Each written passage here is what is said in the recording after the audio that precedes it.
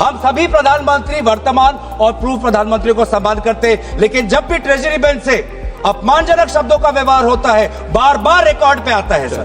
A leading member of the opposition party say that they सम्मान करते हैं प्रधानमंत्री जी को, and quickly to add, when Treasury talks about previous prime ministers, they speak not in सम्मानजनक language. How many times has the prime minister been abused in this house? Gaurav Gogoi apologized for the number of times they've called abusive names to the PM. Today he's ironing out all that. He's whitewashing all that. That's not allowed.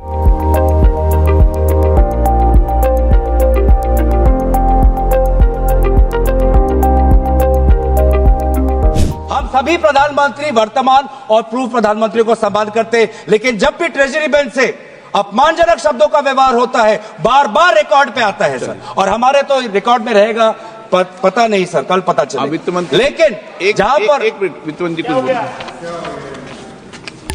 Ma'am Sir, yes. हाँ, एक minute बोल You लें। said something very profound. You said something very profound. You said something very, very profound. I'd like to add to it. Sir, with due respects, it was music to my ears to hear a leading member of the opposition party say that they सम्मान करते हैं प्रधानमंत्री जी को. And quickly to add, when Treasury talks about previous prime ministers, they speak not in सम्मानजनक language. How many times has the prime minister been abused in this house by them? And how many times he was not even allowed to speak in the house? They stood in the well and shouted. Will the honorable member Tarun Gogoi, his son, Gaurav Gogoi, apologize for the number of times they've called abusive names to the PM? Today he's ironing out all that. He's whitewashing all that. That's not allowed. He should have the grace. He should have the grace to admit that they have abused the Prime Minister. It was wrong and they shall not do it again.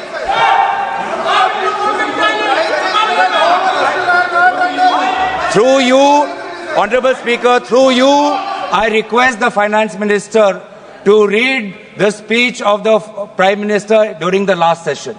His entire speech was abusing former Prime Ministers. I have written a letter to you putting on record a number of times he has abused the chair of the former Prime Ministers. So please before pointing fingers,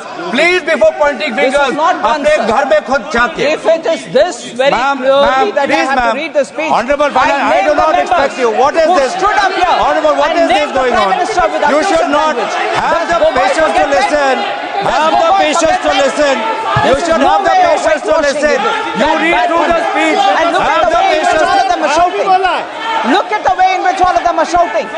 Now, Look at the way in which all of them are shouting. have the patience. Right? What Gogoi said is wrong? Gogoi said is wrong? Is that what they're saying? Is that what they're saying? If Gogoi had the large-heartedness to say that we should not abuse anybody, what's going on? So that shows the attitude of the Congress party. Gaurav ji, आप budget पे भी तो कुछ बोले हैं। आप तो आगे बढ़ो सर। आप तो विषय पर मैं आगे बढ़ना चाहता हूँ। यही आपका स्ट्रेटेजी है, आपका सुनने की ताकत नहीं है। दोबारा ये देखिए, यही स्ट्रेटेजी है, ये है sir. Bar minister with a good spirit to say that we should respect the Prime Minister. None of them will agree. They don't want to agree.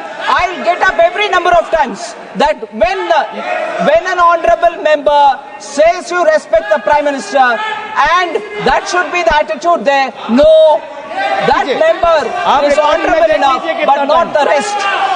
अध्यक्ष महोदय, इधर अध्यक्ष महोदय, मैं अध्यक्ष महोदय बीच में बोल रहे हैं।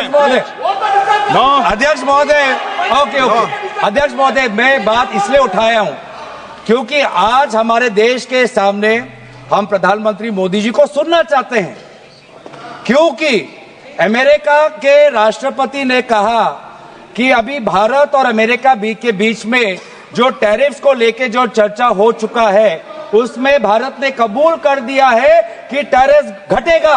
ये टैरिफ कहाँ आ गया बीच में इस बिल में? सर टैरिफ क्यों आया मैं बताता हूं। मैं टैरिफ क्यों आता, अध्यक्ष महोदय मैं आपको आपका प्रश्न में को उत्तर देता हूं।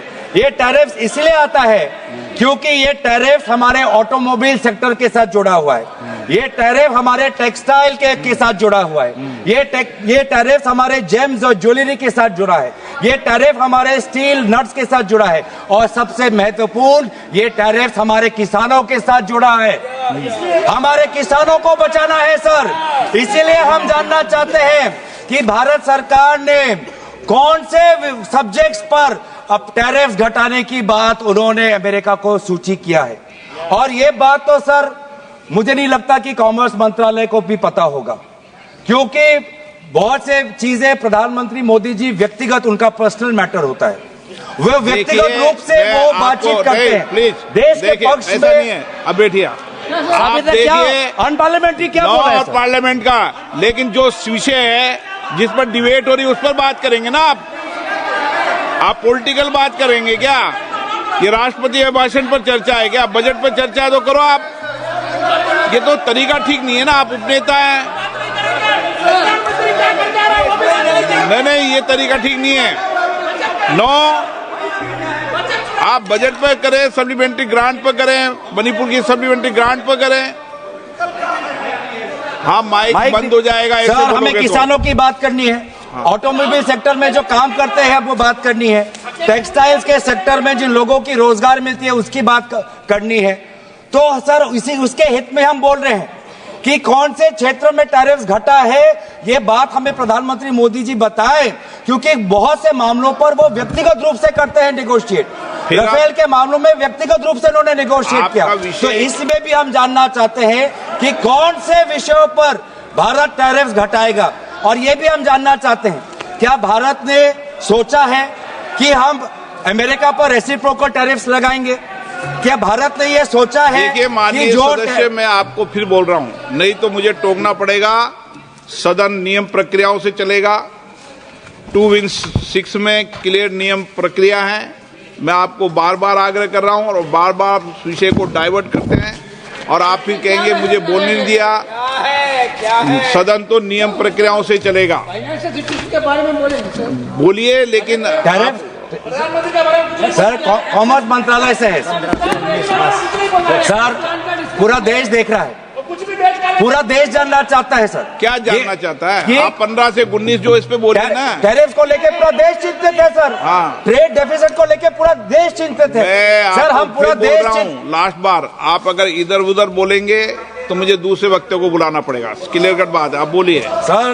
पूरा देश देख रहा है सर। हाँ ठीक है, सदन तेरा देश सदन तो नियमों से चलेगा, नहीं चले नियमों से चलेगा। सदन पूरा देश देख रहा है, नियमों से चलना है। बोलिए तो ठीक, सदन पूरा देश नहीं बोलने देंगे सर। बार बार ऐसे उदाहरण आते हैं, बार और आप बीच बीच में डिस्टर्ब मत कीजिए। बार ऐसे उदाहरण आते हैं कि सरकार गुस्सा मत एक करिए कदम सदन लेती के है अंदर।